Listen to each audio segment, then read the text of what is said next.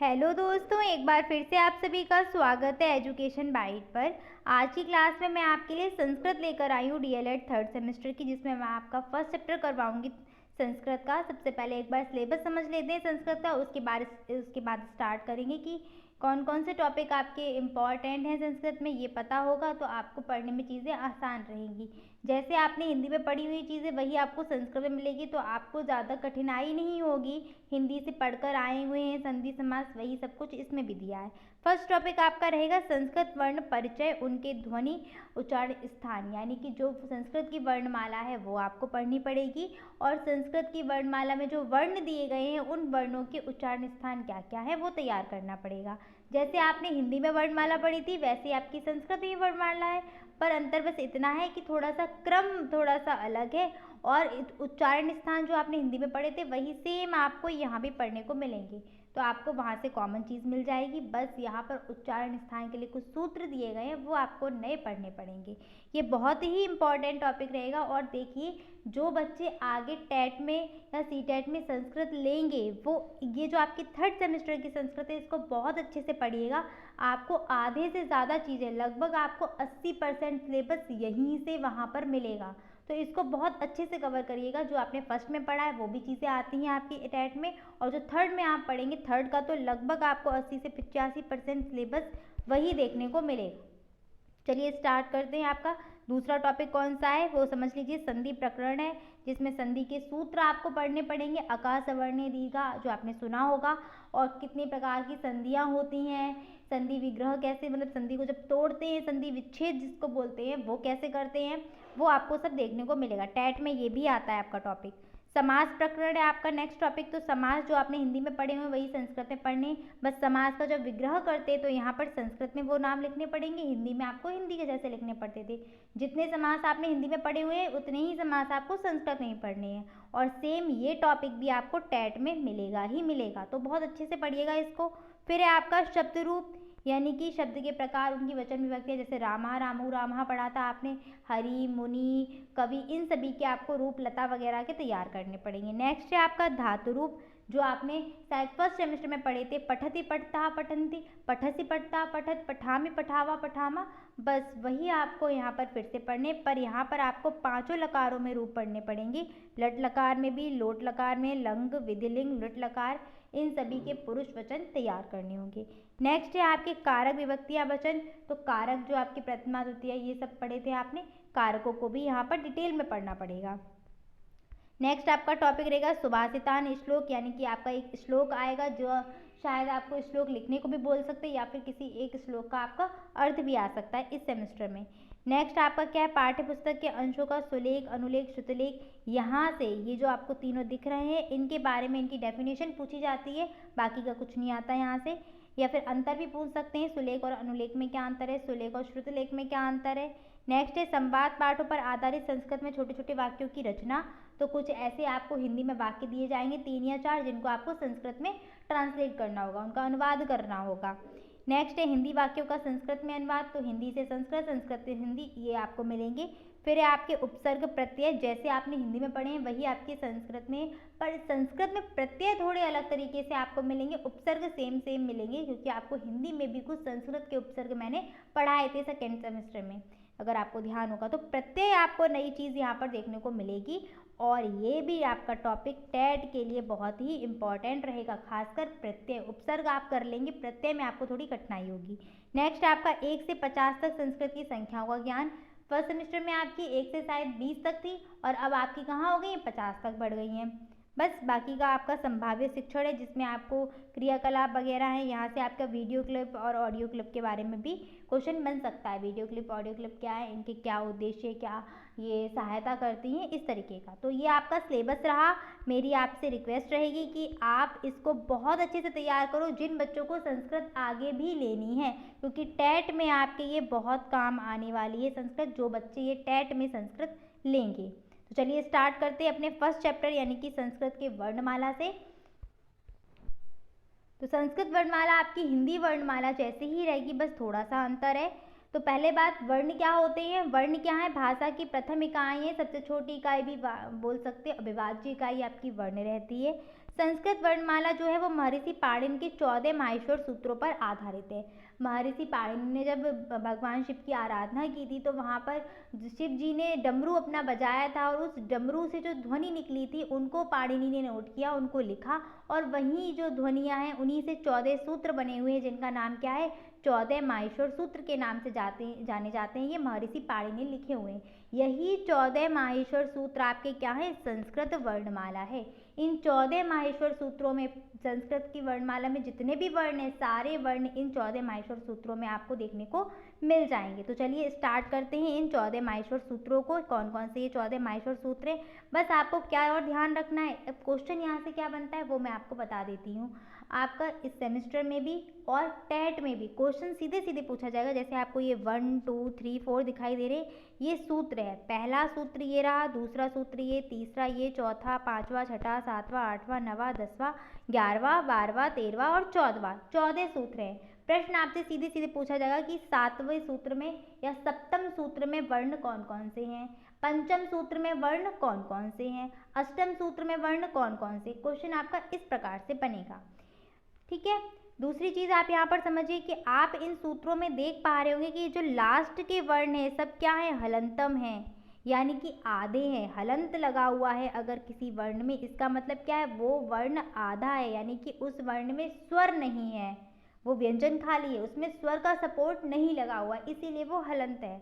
तो इन हलंत वर्ण का आगे प्रयोग नहीं होगा। जब आप आगे भी सीखेंगे थोड़ा सा तो आपको पता चलेगा कि इन हलंत वर्ण को काउंट नहीं करते हैं। तो चलिए वो बात आगे की है, पहले हम वर्णमाला को एक बार देख लेते हैं। इन 14 माहेश्वर सूत्रों को एक बार पढ़ लें। इन 14 माहेश्वर सूत्रों को आपको तैयार करना पड़ेगा, यानी कि याद करना पड़ेगा। आप बस ये कर सकते हैं, 2-2 याद करिए, 3-3 याद करिए एक साथ, बस स्वर में याद करना तो जल्दी याद हो जाएगा। देखिए कैसे पढ़ेंगे, आ ई ऊड़ा लृलिका ऐ ओ अंग ऐ ओ चा हया वरट लड़ यम गर्णम जब ई घड़दश जब गर्दश खफ छटत चटतव खफ छठत चटतव कपय शससर हल। इस तरीके से 14 पढ़ने। एक बार फिर से देख लीजिए, आ ई ऊड़ा ऋलिका ऐ ओ अंग ऐ ओ चा हया वरट लड़ यम गर्णम झब ई घड़दश जब गर्दश खप छटत चटतव कपय शससर हल। ये आपके 14 पूरे माहेश्वर सूत्र हैं। इन 14 माहेश्वर सूत्रों में आपको संस्कृत वर्णमाला के सारे वर्ण मिलेंगे और वर्णमाला में जो वर्ण हैं वो वही आपको हिंदी की तरह 2 भागों में बांटे गए हैं। पहले आपको क्या मिलेंगे, स्वर, और दूसरे क्या मिलेंगे, व्यंजन। समझ गए। तो इन 14 माहेश्वर सूत्रों को आपको तैयार करना पड़ेगा। एक बार फिर से चाहें तो देख लीजिए, आई उड़ा लृलिका ऐ ओ अंग ऐ ओ चा हया वरट लड़ यम गर्णम झबई गर्दश जब गर्दश खफ छटत चटतव कपय शससर हल। इस तरीके से इनको पढ़ पढ़ के देखिए तो ये याद हो जाएंगे। नेक्स्ट आते हैं आपका प्रत्याहार पर। ये क्वेश्चन आपसे पूछा भी गया था कि पंचम वर्ण में या पंचम सूत्र में कौन कौन से वर्ण है, तो आपको ये वाला सूत्र देखना पड़ेगा। ऑब्जेक्टिव में भी आ सकता है और रिटन में भी आ सकता है। अब आते हैं प्रत्याहार पर। तो प्रत्याहार क्या होते हैं, 14 माहेश्वर सूत्रों से ही आपके 42 प्रत्याहार बनाए गए हैं। प्रत्याहार जो है वो एक विशेष प्रकार के सूत्र होते हैं जिनमें पाणिनि के माहेश्वर सूत्रों के वर्णों को एक विशेष क्रम में रखा गया है। यानी कि अगर आप देखेंगे, जैसे वर्णमाला की तरफ वापस से आइए, जैसे अगर मैं आपको एक प्रत्याहार देती हूँ, प्रत्याहार का मतलब क्या है, जैसे आपको मैंने दिया एक अक प्रत्याहार, तो अक प्रत्याहार क्या है, आ, आपको आ मिला और का मिला यहाँ पर, तो आ और का के बीच में जितने भी वर्ण हैं वो सभी आ जाएंगे इसके अंतर्गत, अक प्रत्याहार के अंतर्गत। बस क्या ध्यान रखना, अभी जो आपको मैं पॉइंट बोल रही थी, हलंत वर्ण को काउंट नहीं करते हैं इसमें। तो बस इन जब प्रत्याहारों में जब आप वर्णों के नाम लिखेंगे तो उन वर्णों के नाम लिखते वक्त जब भी आपको कहीं हलंत वर्ण दिखेगा तो उसको नहीं लिखना है। अब अक प्रत्याहार में फिर वर्ण बचे कौन कौन से, आ, ई, उ, री और लिरी। तो क्या बन जाएगा आपका, इसमें वर्ण कौन कौन से आएंगे, आ, ई, उ, री और लिरी। ठीक है, लिरी। ये लिरी आपको नया वर्ण देखने को मिल रहा होगा, ये आपका पहले ये था नहीं, यानी कि हिंदी में आपने इसको नहीं पढ़ा होगा। नेक्स्ट अगर आपसे बोलें अच प्रत्याहार, तो अच प्रत्याहार क्या हो जाएगा आपका, अच, यानी कि आ से लेके चा तक के जितने वर्ण हैं इनके बीच के सारे वर्ण आ जाएंगे और उसको शॉर्ट में क्या लिख दिया, अच प्रत्याहार। तो आ से लेके चा तक में जितने भी हलंत वर्ण होंगे उनको नहीं लेना है।